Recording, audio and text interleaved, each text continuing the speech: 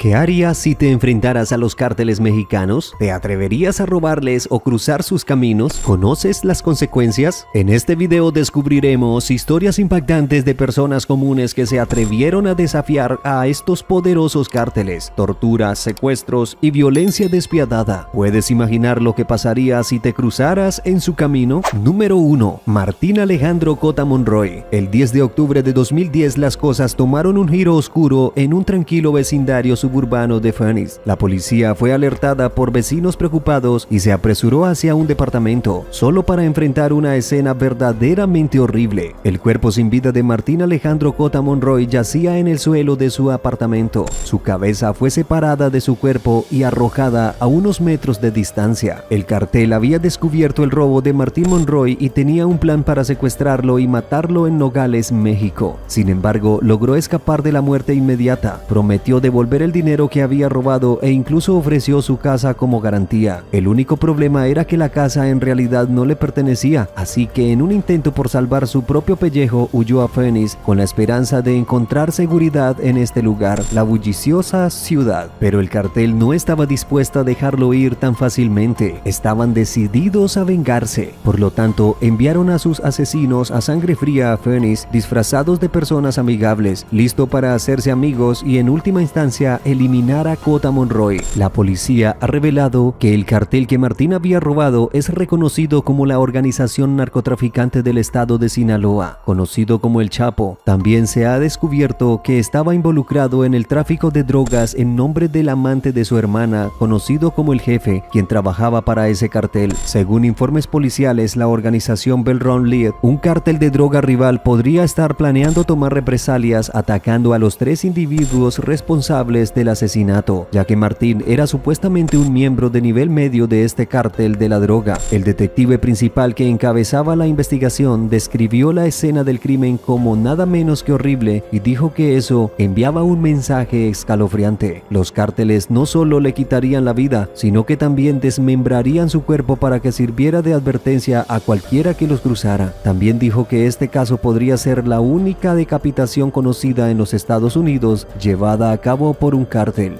Número 2. Ricardo Corral Moreno. El 14 de abril de 2019, un camión que transportaba un remolque para caballos partió de un rancho en Malaya y se dirigió hacia un lado del campo poco iluminado después de la medianoche. Poco después, una motocicleta tropezó con él, encontrando el cuerpo sin vida de un hombre en medio del carril oeste de la vía Liberal Sur. El hombre yacía boca arriba con los brazos y piernas extendidos como un ángel de nieve. Según los investigadores, Maros Alonso Castillo Bernal, un narcotraficante, había descartado el cuerpo de Ricardo Corral Moreno después de secuestrarlo en Washington y someterlo a una brutal paliza en un rancho apartado. Ricardo fue asesinado porque se negó a pagar la asombrosa suma de $90,000 por drogas, una parte significativa de las cuales se debía al notorio cartel de Sinaloa. El cartel de Sinaloa había enviado a 4 pandilleros mexicanos a Oregón para el asesinato de Ricardo, según los fiscales. Ricardo inicialmente estuvo cautivo en un apartamento antes de ser trasladado a Malaya Ranch, donde fue torturado y asesinado sin piedad. Esos 4 hombres nunca fueron llevados ante la justicia, pero ¿qué pasó con Castillo Bernal? Castillo Bernal confesó estar consciente de que Corral Moreno estuvo retenido contra su voluntad en el rancho del 10 al 13 de abril de 2019 debido a una deuda de drogas. Admitió haber ayudado a proteger a Corral Moreno y deshacerse de su cuerpo, pero negó cualquier participación en el secuestro o asesinato. Explicó que no abandonó el rancho o desobedeció órdenes por temor por la seguridad de él y su familia. Durante el proceso judicial, la hermana de la víctima expresó su deseo de que Castillo Bernal pasara el resto de su vida en prisión por el dolor que le infligió a su familia, pero Castillo Bernal terminó recibiendo una sentencia de prisión de 26 años.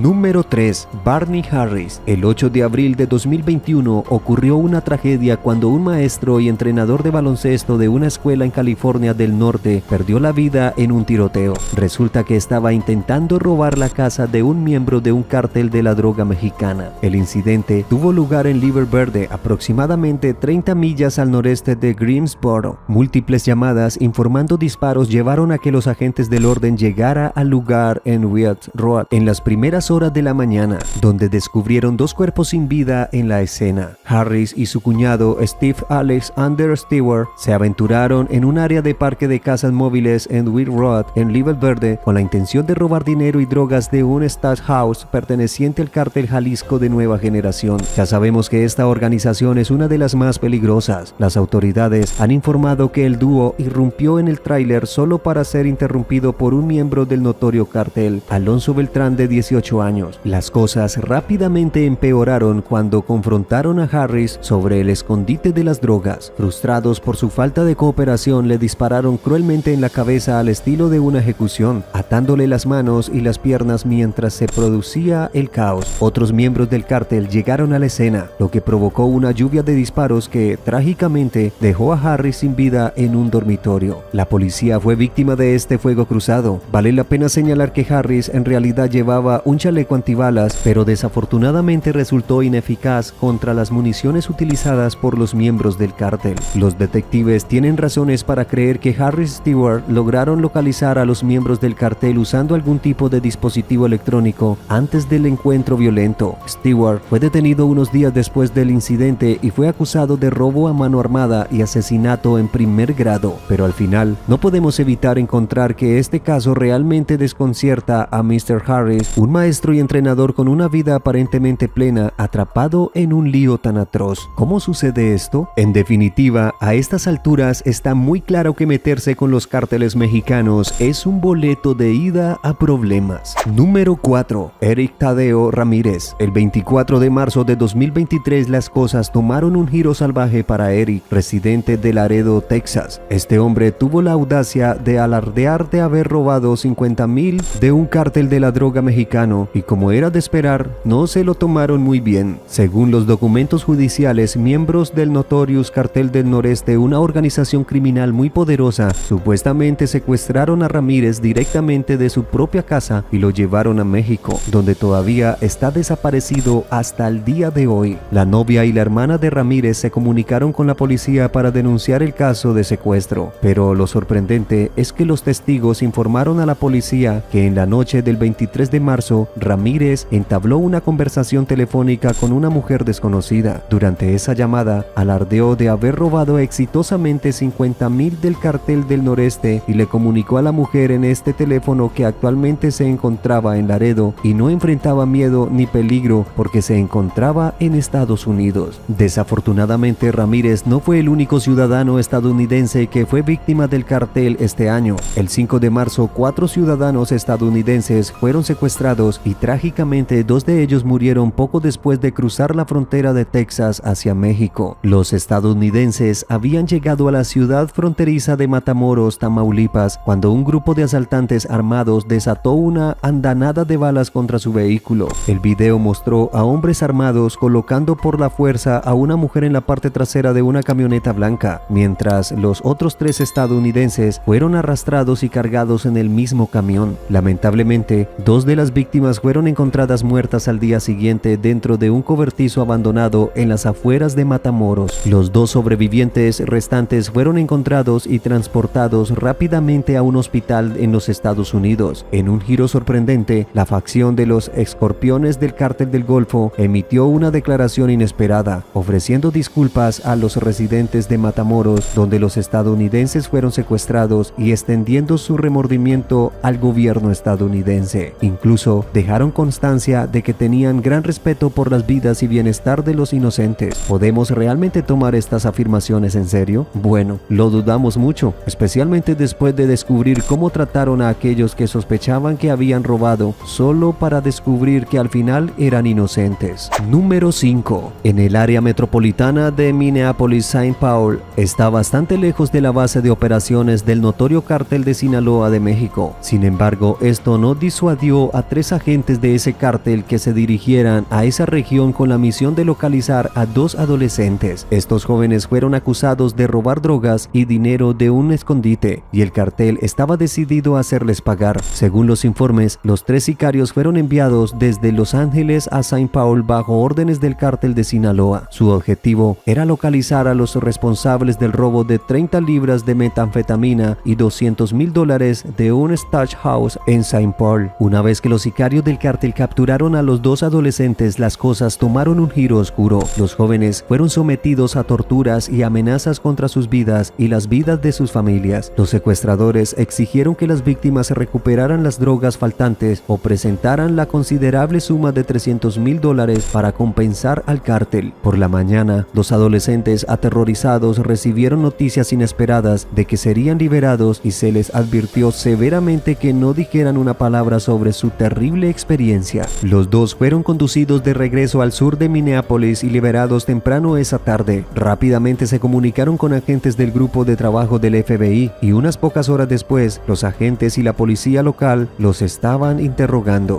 Más tarde, esa misma noche, la unidad SWAT de la policía de St. Paul irrumpió en la casa en Palace Avenue. Se realizaron varios arrestos y se registraron minuciosamente las habitaciones en busca de pruebas. Según las autoridades federales que resolvieron el caso, no les sorprendió el enfoque de cero tolerancia del cártel de Sinaloa. A pesar de que el caso concluyó sin víctimas, los dos desafortunados adolescentes quedaron con cicatrices de por vida debido a su experiencia cercana a la muerte. Estas cicatrices no fueron solo psicológicas, ya que a los adolescentes casi les cortaron un dedo por completo y la pandilla incluso amenazó con cortarles las manos. El 11 de diciembre de 2020 se desarrolló un incidente horrible en la ciudad de Sinaloa, ubicada a 20 millas al sur de León, México. Una mujer de 22 años y dos hombres de 23 y 25 años fueron encontrados con las manos brutalmente cortadas. Se cree que los autores de este acto espantoso eran el temido cártel Jalisco Nueva Generación, que acusó a las víctimas de robo. Los residentes locales quedaron en estado de pánico cuando el trío fue arrojado junto a una carretera acompañado de una bolsa que contenía sus extremidades amputadas. Una nota escalofriante firmada por el cártel advertía que cualquiera que fuera sorprendido robando sufriría la misma suerte. Se buscó asistencia médica inmediata y los paramédicos llevaron a las víctimas gravemente heridas a un hospital cercano en un intento desesperado por salvar sus manos. Los paramédicos incluso los llevaron en una bolsa de hielo con la esperanza de poder volver a unirlos con éxito. Desafortunadamente, eso resultó imposible. Las víctimas también revelaron que habían soportado palizas físicas, además de que les cortaron las manos. El CJNG, conocido por su violencia extrema, tiene una historia de participar en actos caníbales como parte de sus rituales de iniciación. Saltaron a la infamia después de ser alistados por el cártel de Sinaloa como soldados de infantería en su batalla contra los Zetas. Desde entonces, el CJNG ha establecido una vasta red de tráfico de drogas que abarca toda la costa mexicana. Actualmente se les considera el segundo cártel más poderoso de México, detrás del cártel de Sinaloa.